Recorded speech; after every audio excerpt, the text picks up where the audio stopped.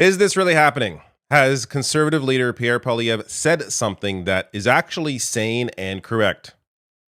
Yes, I'm stunned as well. So, in this video, I'm going to break down the issue of the program of temporary foreign workers.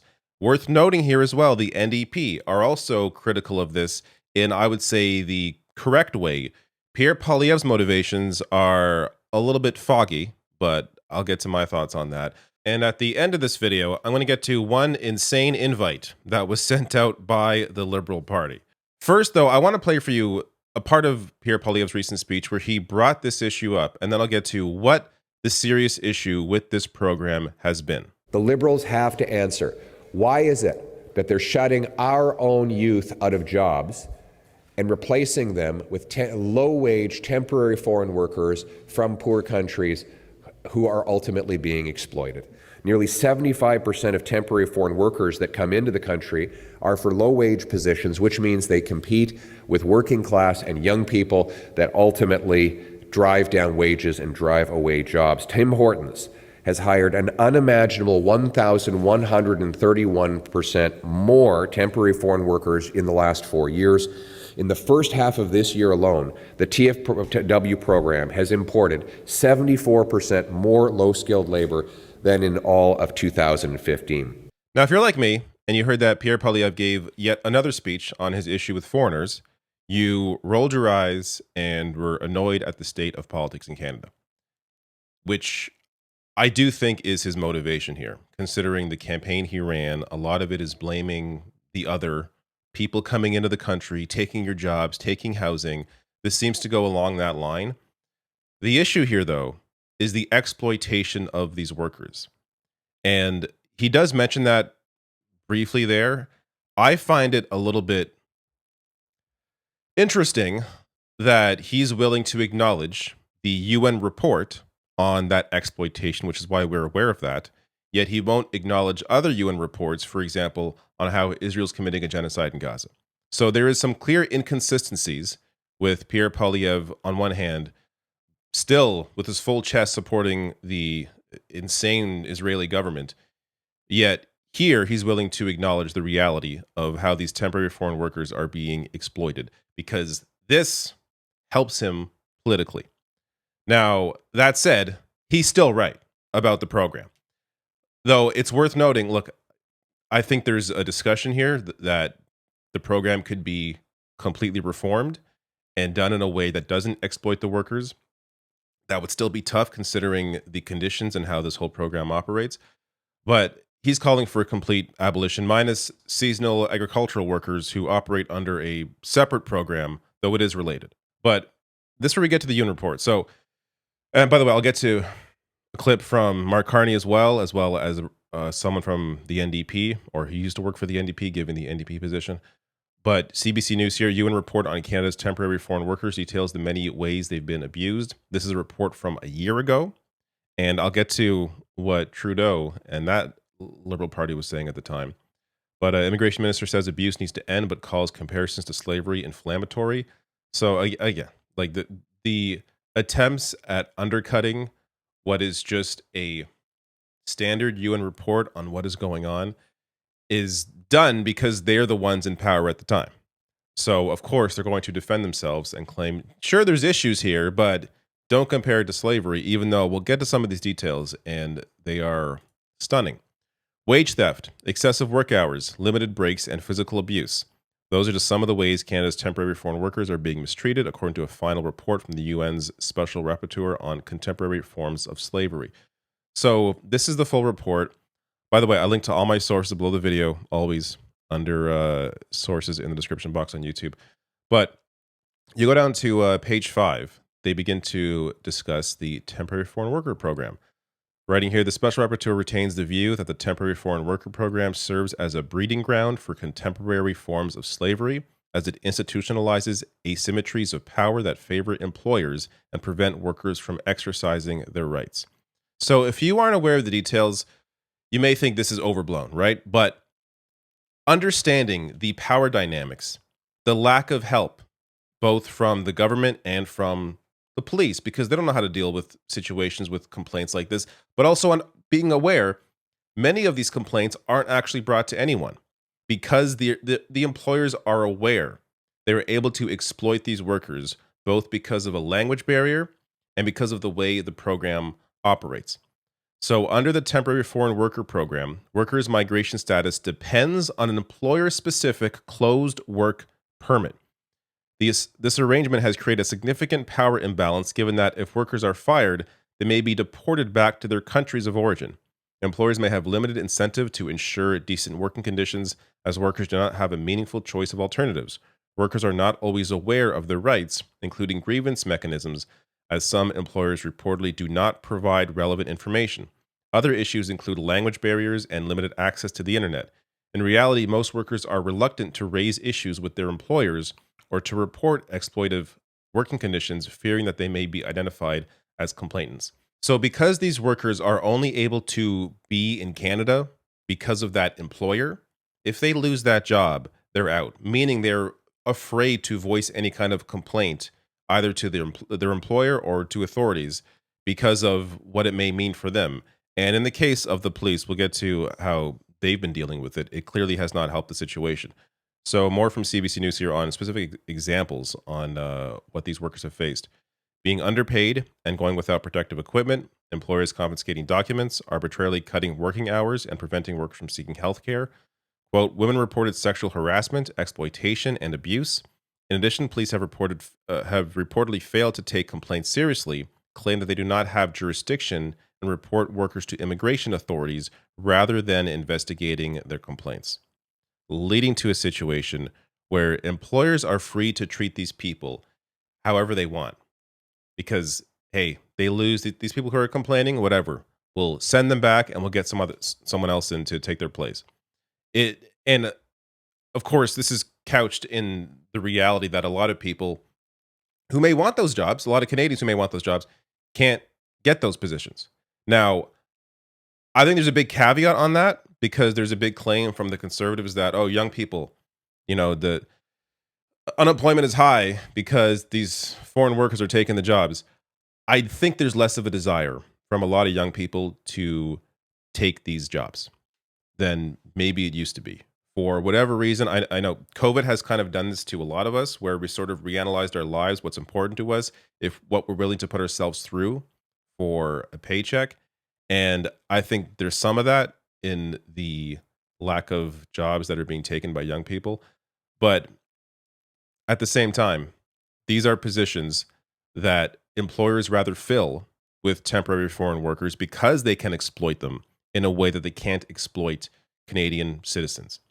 So, another view on this is if you're going to allow temporary workers in, just make them citizens. Make them actual Canadians that have actual rights to be able to defend themselves and fight for their rights, fight for the rights they have as workers if there are any issues, which would eliminate, almost all these problems. But that, of course, is not an issue or a topic that is being addressed.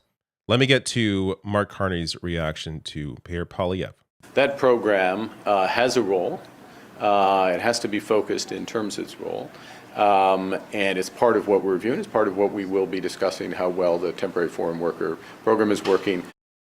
When I talk to businesses around the country, particularly in Quebec, but elsewhere across the country, their number one issue is tariffs, and their number two issue is access to temporary foreign workers. Mark Carney there inadvertently admitting that his policy is dictated by what companies want as opposed to what is best for workers. And it's no surprise that one of their top issues is temporary foreign workers. Look at the increase. This is from 2018 to 2023. Number of positions approved to be filled by temporary foreign workers. So, some of these are insane. Almost 5,000% increase in food counter attendants, kitchen helpers, and related support occupations. Almost a 4,000% increase in construction trades helpers and laborers. 1,000% increase in administrative assistants, light duty cleaners, 1,500% increase. These are insane increases because, my goodness, nurse aides, orderlies, and patient service associates, 15,000% increase. So this is because, at least partly because, a lot of these employers understand they're able to exploit these workers in a way that they can't exploit Canadian citizens. And that does not appear to be the focus of the current Liberal government. And to be fair, not even really the focus of the Conservatives. Their focus is more on young people can't get jobs. But, the big issue here is just the complete lack of human rights that these workers are facing. So this was a year ago when this UN report came out. Trudeau announces reduction in temporary foreign workers, suggests more immigration changes to come. So they responded by saying, okay, we're going to reduce the foreign workers, which doesn't solve the heart of the issue, which is the insane level of exploitation being faced by the workers. And here's another report on that from Amnesty International from January. Temporary visa program enables abuse, migrant workers, treating them as disposable, report finds. So I'm going to get to more from this. First, I want to show you the reaction from the NDP. This is Brad Levine, someone who used to be a senior official within the NDP, giving their position. Temporary foreign workers program is fundamentally flawed. In fact, a UN review of the program called it a breeding ground for contemporary forms of slavery. It is deeply flawed, and it's too bad that Pierre Poilievre was never in government in his 30 or 25 plus years in politics, because he could have done something to do it. Because if it's driving down wages and cutting out young people from work today, then it certainly was when he was in the Stephen Harper government back in the 2000s. So it's great that he's come to the dance, but he's a little late, and the last song has already been played. There needs to be drastic reform in this program. Now, you've heard the response from the small business community, and you heard certain sectors after his announcement talk about how they desperately need it because no Canadian or permanent resident in Canada wants to take those jobs. I think that there is a path for a program that doesn't exploit, that doesn't indenture those individuals. The New Democrats put forward in the last Parliament policy changes that would help that. And that, it's a closed permit, which means that you come over to Canada and you can only work for that one employer. That one employer is exclusively in charge of your destiny. That is wrong. And that should be altered. But to scrap the program in all sectors, excluding agriculture, I think would be a step in the wrong direction, particularly for those in rural and remote parts of this country. So I think the NDP deserve credit here for being consistent, because they see a report from the UN about what's happening in Gaza by the Israeli government. They voiced their concerns. They called that out. They saw a report a year ago from the UN about what these employers are doing to temporary foreign workers. They called it out then, not just today, when no one else was calling it out. So there is consistency here that the NDP understand the importance of these international bodies to assess what is happening around the world and to view those assessments and take them seriously in a way that the other parties do not. Now, he brings up a good point in the sense that, potentially maybe if you don't tie a temporary foreign worker to one employer and instead just allow them to work in Canada, then that maybe eliminates some of those issues. But at that point, I would just argue, why not just make them a citizen then? Like, if they're just going to be able to work in Canada anyways, why not just go the whole way? So, which gets to maybe this whole program doesn't make a whole lot of sense. But I think there needs to be, a deeper analysis on maybe what some reforms could do to the program, if that would solve all the issues or if that wouldn't go far enough. But, I think there's a deeper discussion there. This report from Amnesty International, I was going to dive more into this, but it goes over a lot of the same points I already read from the UN report and CBC News. But I will link to this below. Quote, Canada has destroyed me. Labor exploitation of migrant workers in Canada. So, feel free to pause the video, read through this. They go over the conditions faced by one woman from Cameroon who came in as a temporary foreign worker. She faced racism. And they spoke to other workers as well who were threatened with repatriation. So essentially saying, hey, if you're going to complain, we're going to send you back. And in some cases, they actually were sent back. So like just the way that some employers have completely exploited people because they know they can, because they know these people are in a position where they essentially don't have many rights. Then they do what they can to serve their bottom line, while at the same time completely pushing aside potentially Canadian citizens who may want those jobs. But again, because those citizens can't be exploited in the same way, a lot of these employers simply choose the temporary foreign worker program as opposed to a Canadian citizen who has a set of rights. Now, last couple of things I just want to mention. The business community, of course, is calling the plan to scrap this absolutely ridiculous. So that is from the president of the Canadian Federation of Independent Businesses, adding that the program would gut the labor pool in many rural and remote communities. Worth mentioning, I saw an interview with one Conservative MP who mentioned that if they were to scrap this program, if they were in power, of course, they're not in power, but if they were to scrap the program, they would, of course, do it in a way that it's not immediate. They would look at certain areas and see where it makes sense to begin cutting the program as opposed to doing it all at once everywhere. But David Moscrop tweets out, and this, I think, makes a whole lot of sense to me.